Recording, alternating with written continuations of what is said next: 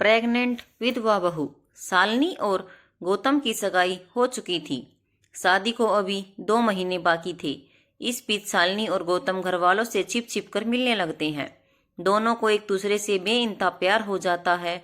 लेकिन ऐसा क्या होता है कि शादी के फौरन बाद शालिनी के ससुराल वाले उसे घर से निकालने लगते हैं। दरअसल 2 महीने पहले शालिनी की सगाई गौतम से होती है। सगाई के बाद एक दिन गौतम ने शालिनी को फोन किया। गौतम, हेलो शालिनी, 2 महीने बाद हमारी शादी होने वाली है। मैं सोच रहा था कि शादी से पहले हम दोनों एक दूसरे को अच्छे से जान ले। इसके लिए हमारा मिलना बहुत जरूरी है।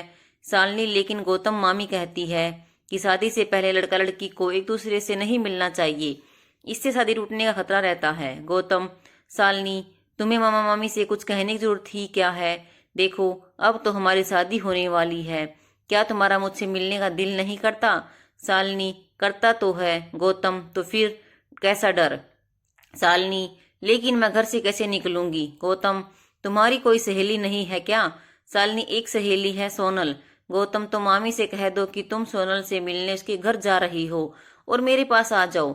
हम कहीं बाहर बैठकर कॉफी पियेंगे। शालिनी, लेकिन बाहर हमें किसी ने देख लिया तो? गौतम, ठीक है, मैं विपिन से बात करता हूँ, वो अकेला रहता है, हम उसी कमरे में चलेंगे। शालिनी, ठीक है। शालिनी सहेली से मिलने का बहाना बनाकर गौतम से मिलने उसके दोस्त विपिन के कमरे पर जाती है, जहां दोनों एक दूसरे की बाहों में खो जाते हैं। अब दोनों अक्सर मिलने लगते हैं। गौतम का प्यार पाकर शालिनी दुनिया को भूलने लगी थी। 2 महीने कैसे बीत जाते हैं, दोनों में से किसी को नहीं पता चलता। 2 महीने बाद दोनों की शादी हो जाती है। दुल्हन की विदाई कराकर गौतम उसे घर ले आता है। तभी गौतम की बुआ जी अपने घर जाने की जिद करने लगती है। लेकिन रीता, अभी तो आपके भतीजे की रिसेप्शन पार्टी बाकी है, पार्टी तक तो रुक जाती। रीता, नहीं भाभी, आपको तो पता ही है घर पर मेरे ससुर जी अकेले हैं, वो खुद से कोई काम नहीं कर पाते। गौतम, बुआ आप रुको, मैं आपको बस स्टैंड तक छोड़ देता हूँ। रीता, नहीं गौतम बेटे, अभी तुम्हारी शादी हुई है, तुम घर पर आराम करो। गौतम, नहीं बुआ, मैं आपको अकेले नहीं जाने दूंगा। गौतम बुआ को गाड़ी पर बिठाता है और उन्हें बस स्टैंड तक छोड़ने जाता है। लेकिन रास्ते में गौतम की गाड़ी का एक्सीडेंट हो जाता है। बुआ बुरी तरह से घायल हो जाती है, वो आईसीयू में भर्ती है और गौतम की मौत हो जाती है। इधर शालिनी ससुराल में अपने पति का इंतजार कर रही थी और उधर गौतम की लाश घर आती है। ये देखकर शालिनी के पैरों तले जमीन खिसक जाती है। शालिनी, ये क्या हो गया? हे भगवान, तुझसे मेरी खुशियां देखी नहीं गई, इनकी जगह मुझे उठा लिया होता। शालिनी विधवा हो जाती है। वो फूट फूट कर रो रही थी, रोते रोते उल्टियां करने लगती है। गीता अपनी बेटी नीलू से कहती है कि शालिनी का ध्यान रखे। गीता, नीलू बेटी, शालिनी बहू को अंदर ले जा, उसका हाथ मुंह धुलाकर बिस्तर उल्टा दे। नीलू शालिनी को घर के अंदर ले जाती है, उसका हाथ मुंह धुलाती है और लेकिन शालिनी लगातार उल्टियां कर रही थी।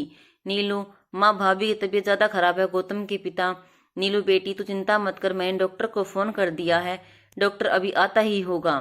थोड़ी देर में डॉक्टर आता है और शालिनी का चेकअप करता है। डॉक्टर, आपकी बहू माँ बनने वाली है। गीता, क्या? ये आप क्या कह रहे हैं डॉक्टर साहब? डॉक्टर, हाँ, ये 1 महीने पहले से प्रेग्नेंट है। शालिनी को प्रेगनेंसी की खबर देकर डॉक्टर तो चला जाता है, लेकिन उसके बाद शालिनी पर दुख जैसे घने बादल की तरह बरसने लगते हैं। गीता, कलमुही, अभी तो तेरी सुहागरात भी नहीं हुई तो गर्भवती हो गई। सच सच बता, किसका बच्चा है ये? शालिनी, माँ जी, ये बच्चा गौतम का ही है। गीता, अपना पाप मेरे बेटे के सर पर मरना चाहती है, आते ही मेरे बेटे को खा गई, अब हमारे सर पर कलंक लगाना चाहती है।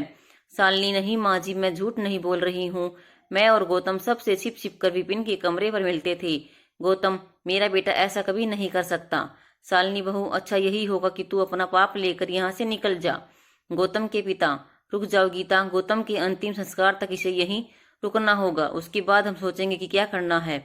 गौतम का अंतिम संस्कार किया जाता है और शालिनी विधवा के रूप में आ जाती है। शालिनी गौतम की तस्वीर लेकर रो रही है। शालिनी, ये क्या हो गया? आपकी जगह मैं क्यों नहीं मर गई? अब मेरा क्या होगा? हमारे बच्चे का क्या होगा?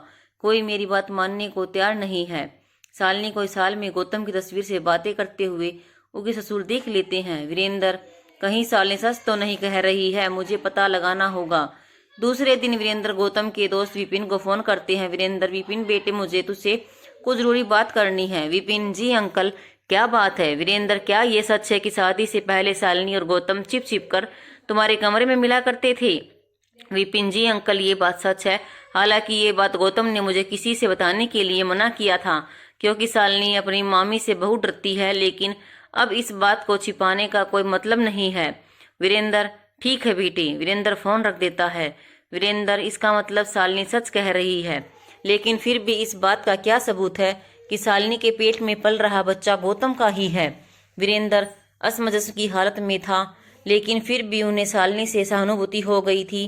गौतम के अंतिम संस्कार खत्म होते ही गीता शालिनी के मामा को फोन करती है और उन्हें सारी बात बताती है। गीता, भाई साहब, आप आकर अपनी भांजी को ले जाइए। मामा, गीता जी, शालिनी अब आपकी बहू है, हमने उसकी शादी कर दी है, हमारी जिम्मेदारी खत्म हो गई है, हम कब तक उसका बोझ उठाएंगे। गीता, तो हम क्या करें? हम उस चरित्रहीन औरत और उसके नाजायज बच्चे का बोझ क्यों उठाएं? शालिनी के मामा जी फोन काट देते हैं। गीता गुस्से में शालिनी के कमरे में जाती है और उसके बाल पकड़कर घसीटते हुए कमरे से बाहर लाती है। गीता, अभी मेरे घर से निकल। शालिनी, माँ जी, मैं कहाँ जाऊंगी? मैं और मेरा बच्चा, हम दोनों भूखे मर जाएंगे। गीता, तो मर जा, लेकिन मेरे घर से निकल जा। वीरेंद्र, गीता, ये तुम क्या कर रही हो? शालिनी बहू प्रेग्नेंट है, कहीं उसकी बच्ची को कुछ हो गया तो? गीता, तो हो जाए, कौन सा हमारे खानदान का चिराग है? वीरेंद्र, हो सकता है शालिनी बहू सच बोल रही हो, ये बच्चा हमारा ही पोता हो। गीता, ये आप क्या कह रहे हो? हमारा गौतम ऐसा नहीं कर सकता। वीरेंद्र, देखो गीता, मैंने गौतम के दोस्त विपिन से पूछा था, गौतम और शालिनी उसके कमरे पर अक्सर मिलने जाया करते थे। गीता, तो आप क्या चाहते हैं, मैं शालिनी और उसके बच्चे को अपना लूं? वीरेंद्र, मैं अभी कुछ नहीं कह सकता, लेकिन इतना जरूर कहूंगा कि शालिनी की डिलीवरी तक इसे यहीं रहने दो। गीता, आप ही इसे सर पर चढ़ाकर रखिए। गीता वहां से चली जाती है। शालिनी, पिताजी, आपका बहुत बहुत धन्यवाद। वीरेंद्र, शालिनी बहू, मैं सब जान गया हूँ, लेकिन तेरी सास और आस पड़ोस के लोगों को समझाना थोड़ा मुश्किल है। तू अपने कमरे में जाकर आराम कर, मैं बाजार जाकर तेरे लिए फल लाता हूँ। वीरेंद्र शालिनी का बहुत ध्यान रखता था, लेकिन गीता शालिनी पर रोज नए जुल्म करती।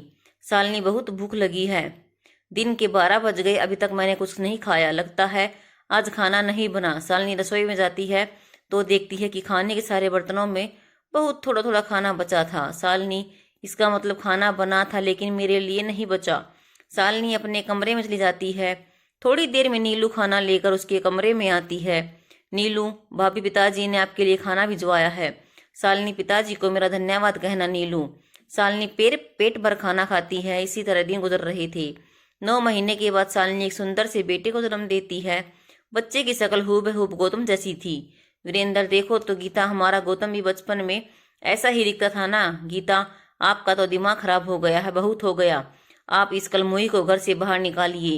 गीता शालिनी और उसके बच्चे को घर से निकालने लगती है कि तभी वहां गौतम आ जाता है। शालिनी की गोद में बच्चे को देखकर गौतम बहुत खुश होता है। गौतम, शालिनी, ये बच्चा हमारा है। शालिनी, हाँ, कहाँ चले गए थे आप? गौतम, घबराओ मत शालिनी, अब मैं आ गया हूँ, सब ठीक हो जाएगा। गीता, गौतम बेटे, तू तू जिंदा है? तो फिर जिनका हमने अंतिम संस्कार किया वो कौन था? गौतम, माँ, उस दिन 2 एक्सीडेंट हुए थे। जब मेरा एक्सीडेंट हुआ तो मैं खाई में गिर गया था, वहां से आदिवासी मुझे उठाकर अपने इलाके में ले गए। वे कई महीनों तक अपने देसी इलाज करते रहे। आप लोगों ने जिसका अंतिम संस्कार किया वो कोई और होगा। मैं अब ठीक हो गया हूँ, इसलिए अपने घर आ गया। ये बच्चा मेरा ही है। मैं और शालिनी शादी से पहले विपिन के कमरे में मिला करते थे। वीरेंद्र, मैं कहता था कि शालिनी सच बोल रही है। गीता, शालिनी बहू, मुझे माफ कर दो, मुझसे गलती हो गई।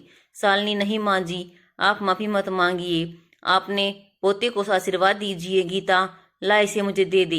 गीता अपने पोते को गोद में लेकर प्यार करने लगती है। गौतम के आने के बाद से शालिनी की जिंदगी में खुशियां वापस आ जाती हैं।